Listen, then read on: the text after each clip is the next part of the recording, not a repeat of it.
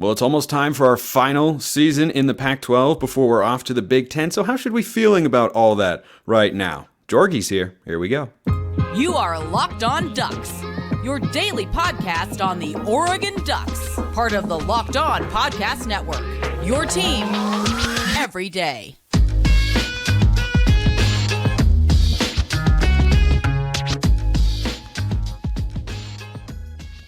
Yes, it is that time once again for Locked On Ducks. I'm your host, Spencer McLaughlin. Thank you so much for making this your first listen or your first view of the day. Part of the Locked On Podcast Network, your team every day, and your number one source to stay up to date with the Ducks. So if you have not already, like, comment, subscribe, rate, review, please and thank you wherever you listen to or watch this show, which today is brought to you by Gametime. Download the Gametime app, create an account, and use code LOCKEDONCollege for $20 off your first purchase. Maybe my favorite recurring guest here on the show. He takes time every now and then out of his busy schedule to join us here on Locked On Ducks. Mike Jorgensen, longtime Oregon football radio analyst, former Oregon quarterback back in the day. You know him as part of the trio of Jerry, Jorgy, and Joey on the radio broadcasts for the Ducks. Jorgy, how are things, my man?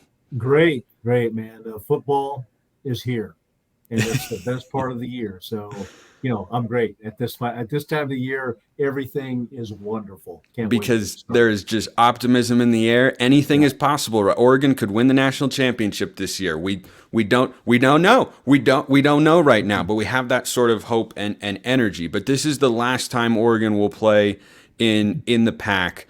And you've been around Oregon for a long time, a lot longer than I have, certainly. So I really want your perspective on all this stuff, the Big Ten move, and we'll talk about where Oregon fits into it. But I'm sure you remember the Pac-8, and then it was the Pac-10, and then it's the Pac-12, and now it appears on the precipice of being the Pac-None.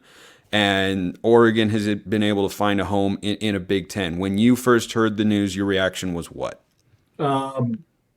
Disappointment, to be honest with you, was the first reaction, but quickly followed by excitement too.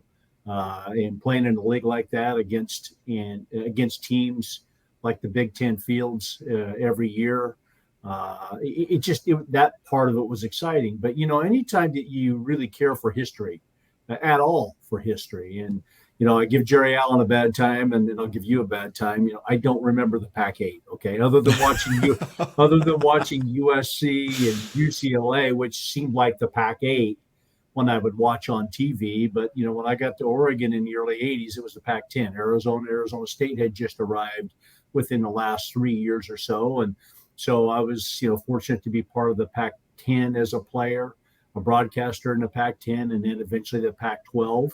And it's just, there's so much history with this league, going back a long ways with the Heisman Trophy winners and rivalries and regional rivalries and great players from over the years that have come from, schools that maybe didn't make a bowl because there weren't enough bowls at the time, the John Elways of the world and the people like that I looked up to, not only as a young freshman watching him whiz the ball around as a senior for Stanford, but then broadcasting after that. And I know a lot of people many years before that, seeing the O.J. Simpsons and the Anthony Davises and the John McKays and Terry Donahues and Don Jameses. And I mean, I could go on and on and on with names throughout the league that have been coaching, and Aaron Rodgers and Joe Kapp. And I mean, it's amazing. So when you give a dang about the history of it, that was the saddest part of it, to see all those years pretty much dissolve in a short period of time. And but the excitement now to enter a league that is every bit as competitive, or even maybe sometimes more competitive on a consistent basis than the Pac-12 has been, at least during the playoff era anyway, is going to be tough. The trips to some of those stadiums will be fun but difficult. Could be any type of weather that you possibly could see that you don't normally see on the West Coast, other than maybe in Colorado or Utah. They're going to have to do the same when they come out to Autzen Stadium, of which teams usually east of the Mississippi never cross the Mississippi River, because they don't want to come west to play teams like Oregon, because they know how dangerous of a game that is. And so I look forward to those teams having to make the trip to Autzen Stadium. And in basketball, women's basketball, men's basketball, volleyball, baseball, softball, all the different sports. I think it's going to be an absolute blast. So that part of it gets me excited. Do you think, just as a quick aside from all this, that there is some logic to football playing in its own conference or having its own conference affiliation, and the other sports if they don't want to? Because we've seen several Oregon softball players, and I'm sure there were athletes in other sports who feel the same way. And I just maybe haven't seen the tweets come out, but a couple of Oregon softball players came out and said, what the heck? My family's not going to be able to come to games as easily. This is not what we are searching for. This is not what we really wanted. Like, that makes a lot of sense to me, to say that they can play in a more regionally based conference, because, I mean, it's saving everybody money, which is apparently what all of this is about in the first place. I don't know that it would happen because there are a lot of logistical hurdles to get there, but I think it would make a lot of sense. Yeah, I don't, I know a ton of people have read the Chip Kelly comment about, football teams being independent and everybody else playing in a league. And logically, it makes sense. All of this realignment's about football. I mean, really, that's what is happening in relation to the money that's pouring into it on these media rights deals and these league deals, is really focused on football for the most part. And so everybody else is having to kind of join along because they're, connected from a sports standpoint, but yet it makes a lot more sense to me because football travel is a lot easier than the rest of the travel, because it's not a multi-day. Well, should I say multi-day? It's a 2-day. Usually leave on Friday, come back on Saturday, and that's about it. But you get some of these teams that are playing 2 or 3 game series. Baseball sometimes playing a 3 or 4 game series from a league standpoint, clear across the country. You're traveling on a Wednesday and coming back on a Sunday or a Monday.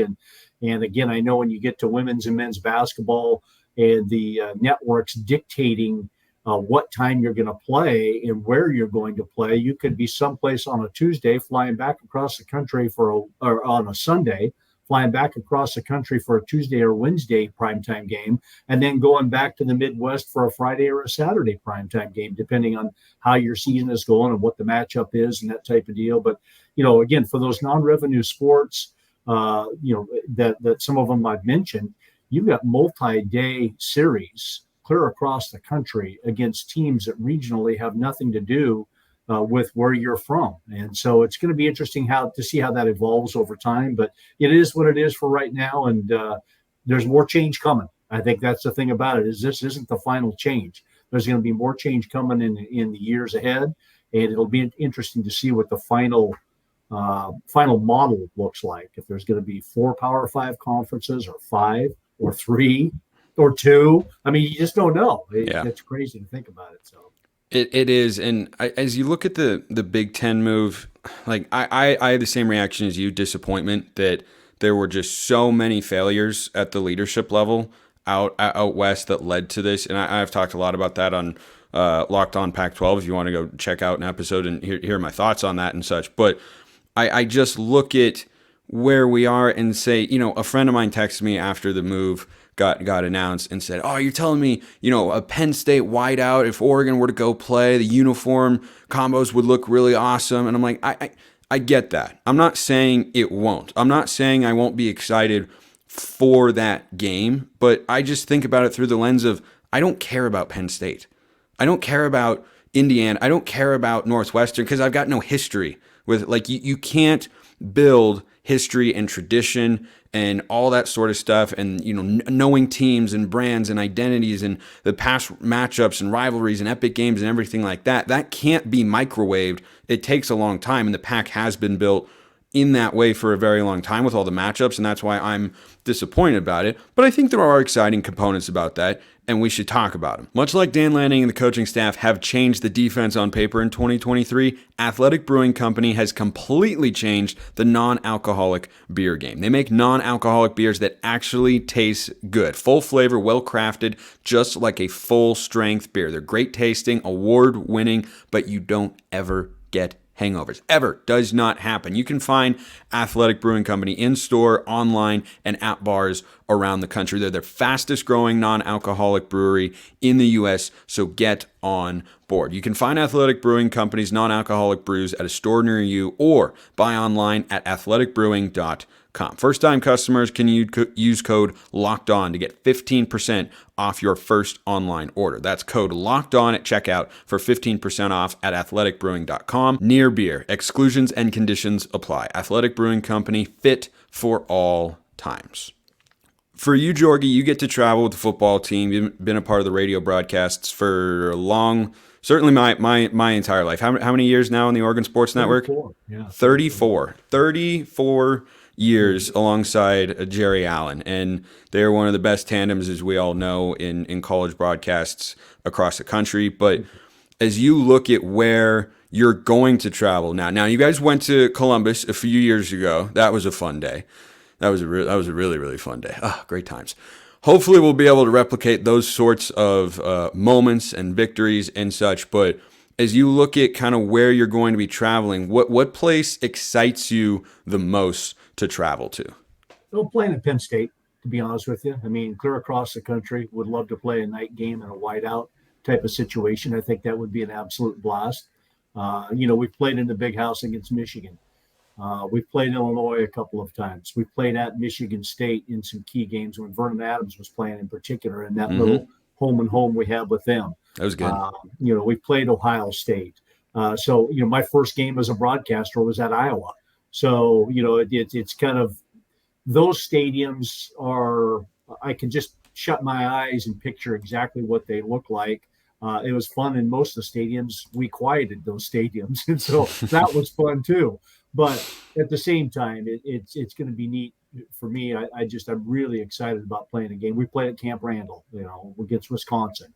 But going to play at Penn State, and I don't care if it's a day game or a night game. I mean, a night game, prime time, seeing a whiteout would be really cool just because of what you see on TV. But you never know how those two teams will be when they eventually do play and how the season is going. They may be an afterthought from a countrywide basis, depending on how they're playing at the time. And so, that's that, again, to answer your question, that's probably the place I'm most excited to go to. But there's going to be other places too in that league. We've been to Nebraska, that's now part of that league. And that's a great place. I would say one of my top 5 football stadiums I've ever been to was in Lincoln when we played Nebraska, just because of the red 95,000. I don't care how good or how bad they are. They pack that place. The people are the best. Just the best. But when the football game starts, they're not going to be friendly with you anymore. And so that was a great experience, just at least from a stadium fan standpoint.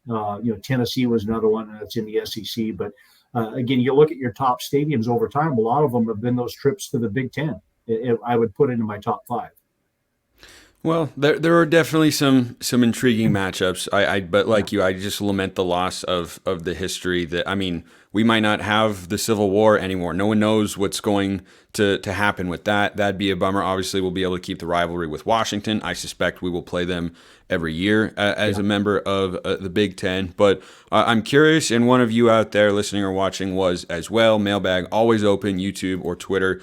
You know how to reach me at this point and hit me up. David asked about the brands in the Big Ten and kind of where Oregon falls. And he said, Spencer, question, I was thinking about the Pac additions to the Big Ten. Obviously, USC is a Tier 1 school like Ohio State and Michigan. But what about the Ducks? They're better than Penn State, much to my chagrin, Michigan State, Washington, Iowa, and Wisconsin. Where do you think they fall in that sort of range? And I think, Jorgy, they're a lot closer to the top than the bottom. And in what is currently going to be an 18-team league, I think Oregon is firmly in Tier 1. If you go 6, 6, and 6, Tier 1, Tier 2, Tier 3, I think they're firmly in Tier 1. And they're probably not quite on the level of Ohio State and Michigan, but I don't know that Penn State is necessarily a bigger brand. They're certainly a very good program with a very good football coach in James Franklin, but I think Oregon has a chance to go in there along with USC and be a team that contends for a conference championship year in and year out. I don't think that's out of the realm of possibility. No, I think I would agree. I think you're in that top third. I know there's a lot of Oregon fans that would say, well, what do you mean top third? We got to be in the top 3. Well, no, you start rattling off some of the teams, including USC, who's coming to the league next year. Michigan and Ohio State tend to be the top 2 always, talked about. Penn State usually in there as a top three. Wisconsin, because they've been, it seems like, to the Rose Bowl on a regular basis. They've struggled a little bit lately, but, we'll see what they build back to. And every once in a while, Michigan State will pop in there or somebody else. But, yeah, I think Oregon would be in that top third. I don't think it's going to get any easier, frankly, than, playing in the Pac-12 conference right now. Not that the Pac-12 is easy. Having said that, the lack of appearances in the college football playoff tells you, that they're not in the top, 3, 4, 5 in the country on a regular basis from the league. I mean, USC had a chance last year and blew it at the end of the season. But you're going to be facing potentially a Michigan State or Michigan or an Ohio State every single year in a crossover game, or a Penn State, either coming here or going there. And then you start sprinkling in some of those tough games that you play in other places where, going to Iowa is never going to be easy, particularly if they play defense like they do all the time.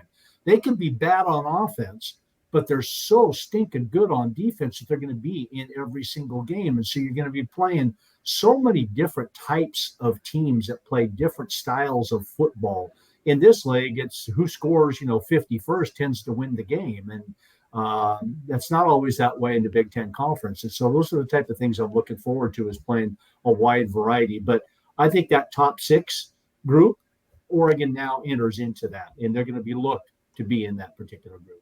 Yeah, and I think that's where Oregon expects Dan Lanning to be able to take the program to. I think they made that really, really clear with the contract extension and the raise that they gave him. Is that's the expectation. My takeaway on his contract extension, which I wasn't necessarily expecting, it was, okay, they're paying him what they expect him to be able to do, which is this should be a top 10, 15 team in the country year in and year out. That's the way you should recruit. That's the way you should perform on the field. We've seen the recruiting, but we need the results. I mean, last year they were, of course, good, just not as good as everyone perhaps wanted them to be because of, who you lost to in conference play. So all this is the backdrop to what is going to be a wildly entertaining and fun Pac-12 football season. I'm sure you know that as well as I do, Jorgy. I mean, the league is as deep as I can ever remember. When Washington State or Arizona is like your 7th best team, you're in a really, really good spot as a league. I think both those teams can get over 500 this year and will.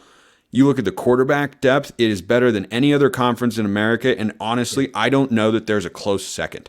I mean, it's Caleb Williams, probably Michael Penix, Bo Nix, Cam Rising.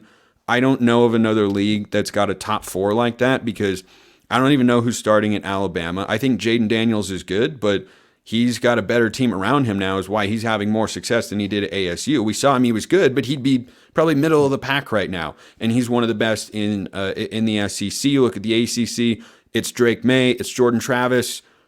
I don't know. Then there's kind of a drop-off there. So going into this 2023 season, Jorgy, I think Oregon can and should get to the Pac-12 championship game. I think that's well within reach for them. College football playoff appearance is possible if things go right, but it's going to be very challenging. That's kind of where I'm setting the expectation and goals and standard and such for the Ducks. How are you feeling, having covered this team for such a long time and seeing the Pac-12 teams in person on the broadcast? How are you feeling about the Ducks going into this season? I mean, I feel really good about them. I do, particularly, again, anytime I think in this league, and you just talked about it, and frankly, it was probably the biggest disappointment about all the realignment that took place, is it took the focus away from the outstanding quarterbacks in this league. And this league is loaded with quarterbacks, and even some wild card guys like Jaden DeLora at Arizona, where you never know what you're going to get on a weekly basis from him. He could light you up and he's productive. lead him to victory. And yet he could throw 4 interceptions in 10 passes. I mean, he's just a streaky type of guy that's really dangerous. And so there's those type of guys in the league too, besides the people that you mentioned. But anytime you've got a quarterback the level of Bo Nix and some of the other schools that you mentioned, and again, Penix and some of the others, you've got a chance. And I think all those teams have a chance as long as they don't beat each other up on the way there and pick each other off in the process, like Utah did to USC last year, where they beat them twice, and particularly the very last game of the Pac-12 championship, where they just embarrassed them and defensively beat the crap out of them. And that's probably the one team right there that to me is as dangerous as anybody. And everybody talks about USC, and everybody talks about having the returning Heisman Trophy winner, and everybody talks about Penix, who's a tremendous player, and Bo Nix, who is too, and some of the others. But don't count Utah out of this deal. They're the two-time defending champion. They just go about their blue-collar business, kind of like Oregon State does sometimes. They play defense. They're one of the teams in the league that plays consistently really high-level defense. And defenses still to this day, for the most part, will win you championships. I mean, if you have a really good defense consistently, maybe not every year, but if you do have a good defense and the offensive talent to go with it, it's over. And, they may not have the high-level offensive talent that Oregon does or that USC does or some of the others do, but they've got a great defense. So as long as those teams don't beat each other up and the quarterback stays healthy, I think because Oregon has Bo Nix and again, I think is getting better on defense, they've got every bit as good a chance as USC and some of the others do. And you watch the game against, San Jose State, USC last night, and they got the offensive firepower, but I don't know if they have figured out the defensive side of the ball yet. And if they can't, somebody's going to get them eventually. And so we'll see what happens. But what I love about it, Spencer, is it's so top end heavy. The league is more so than I think I have ever seen. And, again, I don't see enough people talking about the Beavers. And not that I want to talk about the Beavers a whole lot, but at the same time, I don't hear anybody talking about them, and they could just slowly sneak up on people, particularly when they have Utah and Washington at home and don't play USC at all. So, who knows? I mean, it could be a wild season, no doubt about it. Buying tickets to your favorite event should not be stressful. That's why you need to check out Gametime. Gametime is the fast and easy way to buy tickets for all the sports, music, comedy, theater, and everything else near you. With killer deals on last-minute tickets and their best price guarantee, you can stop stressing over the tickets and start getting hyped for all the fun you'll have. You can get sports, you can get comedy, you can get everything that you want. If you want tickets to an Oregon football game this season, you can find that and more on Gametime, which is the place for last-minute ticket deals. Forget planning months in advance. Gametime has deals on tickets right up to the day of the event. Download the Gametime app, create an account, use code LOCKEDONCollege for $20 off your first purchase. Terms apply. Again, create an account and redeem code LOCKEDONCollege for $20 off. Download Gametime today. Last minute tickets, lowest price, guaranteed. Go check out Gametime today. Yeah, I can foresee a world in which 5 different teams win the Pac-12, and if you told me that that's what will happen over the course of the season, I wouldn't look at you and say, "Oh, no way! Like that's not going to happen." I'm kind of down on UCLA. I know Oregon fans, myself included, have a level of endearment towards Chip Kelly, and I've always rooted for Chip. I will always root for Chip at some level.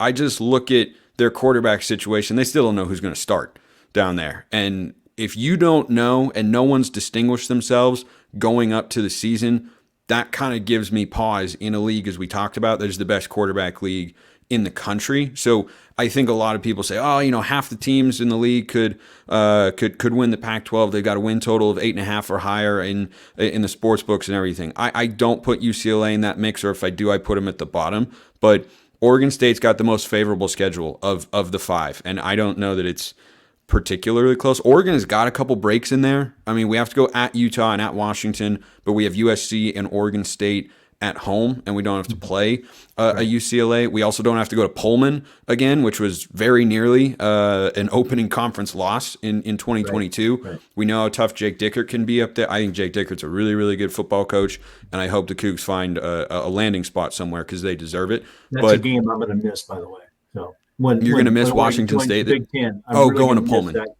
That game between Oregon and Washington State. I agree. I mean, there have been a bunch. Always entertaining. Last year was amazing. Remember 2019, we needed a Camden Lewis field goal at the buzzer at Austin Stadium in order to win. Like there have been a lot of great matchups.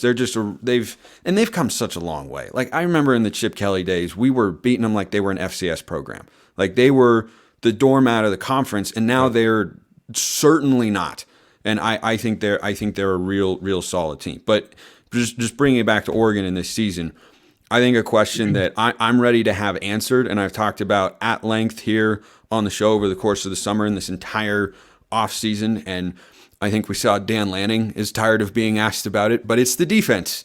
Like it's the defense that saw Michael Penix throw for over 400 yards last year in Autzen Stadium en route to a comeback victory. It's the defense that allowed 38 points to Oregon State. Special teams was a part of that as well, and Ben Gulbranson threw for 60 yards and 2 picks. I look at them, Jorgy, this year and say they've improved on paper. I think you have better play on the defensive line. They may not have a first-round corner in the secondary, but they have, I think, a lot more depth with pieces that they've brought in, and guys are ready, like Trikweze Bridges, to take a step forward. I think on defense, the linebackers is kind of the biggest I don't know. Is Jeff Bossa going to be a better version of himself? Is Justin Jacobs healthy? What do you have with Connor Soley? What do you have in Devin Jackson? Like, a lot of questions around that, but I think that is kind of the question for Oregon going into this year is what do you have on that side of the ball? And I think we're all ready, and as I said, Lanning is as well with the quote he had last week, I think we're all ready to see what that unit can be defensively. Yeah, I mean, you just said it all. You covered pretty much every position. The way that I view it too is, it's a deeper defensive line. I think with the addition of Jordan Birch, having Dorless, stay on a little bit in another year certainly helped out that defense. Popo Amovai being healthy again certainly helps it out, because then you got Taki Taimani and some others, and you've got 7 or 8 guys that you can rotate in and out of that defensive line that are all really good quality players, and sometimes very dangerous players like a Brandon Dorless that they can be in certain games. He can dominate. And again, bringing on a Birch is going to be a big deal, and hopefully he plays to the level that they think he has the opportunity to. So deeper defensive line, I think every bit, maybe a little bit more talented than they were last year overall. You mentioned the defensive backs. I'm in complete agreement with you. I mean, Christian Gonzalez was such a lockdown guy at that corner position, and is going to be such a great NFL player over his career. But then you had a bunch of other guys, and nobody really that defenses or offenses honored and respected on the other side of the field from a corner standpoint, or even the safeties. I think this year it's a deeper group. I think it's an overall more talented group, but no one NFL type of star on that group. But getting in Evan Williams and Tysheem Johnson, you get guys in from Alabama and Mississippi that are really good, high quality players, and then Evan Williams.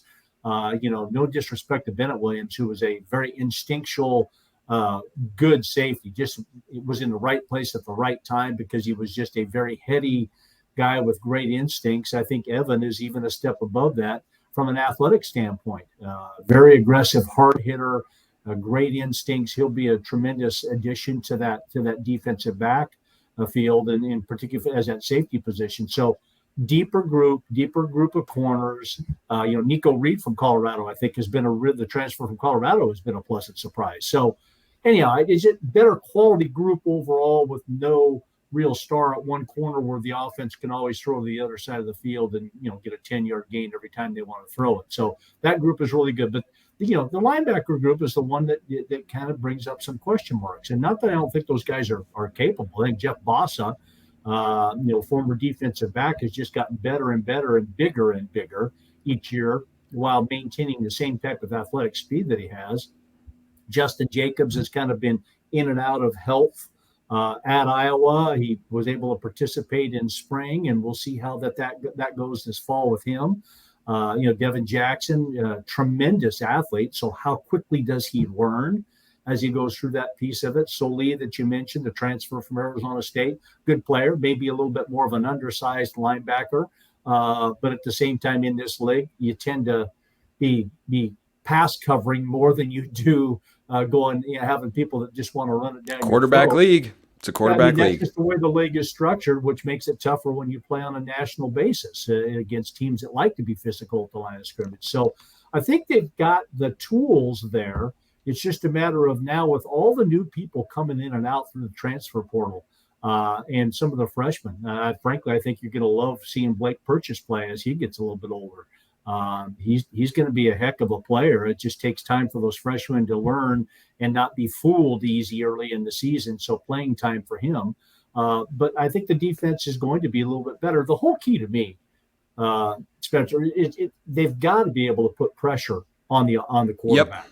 18 sacks in 13 games is not going to get it done because that's not consistent pressure on a quarterback. And in this league, where guys like to throw it, and sometimes the ball is out of their hands so quickly, you're not going to get there anyway. It's better to get your hand up and try to bat it down and have good coverage in behind because of the quick passing game that takes place in this league. But when a quarterback drops back and there's going to be any play development, you've got to be able to put pressure on a quarterback without having to bring the house and then be in a one-on-one situation all over the field. So that's probably the biggest challenge this defense and that defensive line has this year is pressure on the quarterback. Make them uncomfortable. Uncomfortable helps everybody else be better. And let's see if they can do that.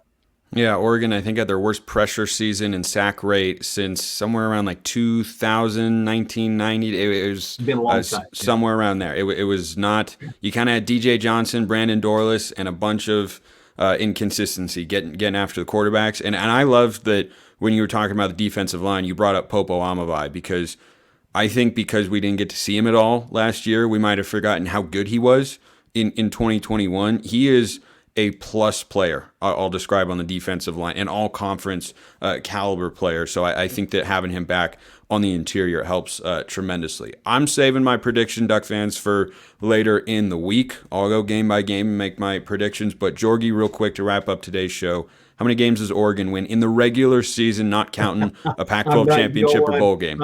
You're never going to get that out of me. I'm not a predictor of here's what the record is going to look like and that type of deal. Like we talked about early on in this, they've got an opportunity very easily to win 10, 11, 12 games. I mean, they can be good enough and they are dangerous enough that if they play good quality football each week, and you got to have some breaks too. The ball's got to bounce your way here or there. You've got to be injury-free at the key positions, as we saw last year. After that Georgia loss on the road, Oregon's going to run the table in the league if Bo Nix stays healthy. And I wouldn't have said that game 2 or 3, but as the season went on, if he stays healthy the entire season, 100% healthy, nobody beats him. I mean, they're in the Pac-12 Championship game, probably playing Utah or probably playing USC or who knows, but you're playing one of those two teams playing for a New Year's Six bowl. And all it took was one hit, one injury, and it just changed the complexion of everything. And so this league is going to be a little bit about luck, a little bit about health. 10-plus games is what this team is going to win this year, though. So Mike Jorgensen, 34 years on the mic next to Jerry Allen for Oregon football at Jorgy_Mike on Twitter if you want to go give him a follow. Jorgy, cannot thank you enough. Enjoy the season, have a lot of fun, and bring home as many wins as possible. Please and thank you. Okay, all right. Thanks, Spencer. Appreciate everyone listening. I'll see you next time. Have a wonderful rest of your day, and as always, go Ducks.